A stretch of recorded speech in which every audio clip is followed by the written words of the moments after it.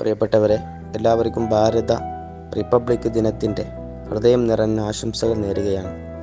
നമ്മുടെ രാജ്യം നമുക്ക് നൽകിയ സ്വാതന്ത്ര്യവും ഭരണഘടനാപരമായിട്ടുള്ള അവകാശങ്ങളും നമുക്ക് ഉത്തരവാദിത്വത്തോടുകൂടി ഉപയോഗിക്കാനുള്ള ഒരു പ്രചോദനമാകട്ടെ ഈ ദിവസമെന്ന് പ്രത്യേകം ആശംസിക്കുകയാണ്.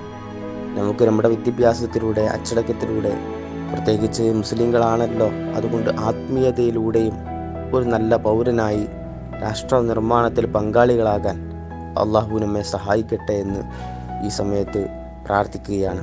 നമ്മൾ നീതിയും സത്യസന്ധതയും സഹവർത്തിത്വവും മനുഷ്യത്വവും സ്നേഹവുമെല്ലാമാണല്ലോ നമുക്ക് ഇസ്ലാം പഠിപ്പിക്കുന്നത്. ആ മൂല്യങ്ങൾ ജീവിതത്തിൽ പകർന്നു കൊടുത്തുകൊണ്ട് രാജ്യത്തിനും സമുദായത്തിനും സമൂഹത്തിനും ഉപകാരപ്പെടുന്ന നല്ല ഒരു പൗരന്മാരാവുക എന്നതായിരിക്കണം നമ്മുടെ ദൗത്യവും നമ്മുടെ വാക്കുകളുമെല്ലാം. വിശുദ്ധ ഖുർആനും അത്തരം തന്നെയാണ്. ഉഖ്രിജത്ത് ലിന്നാസ് എന്നല്ലേ പറഞ്ഞിട്ടുള്ളത്.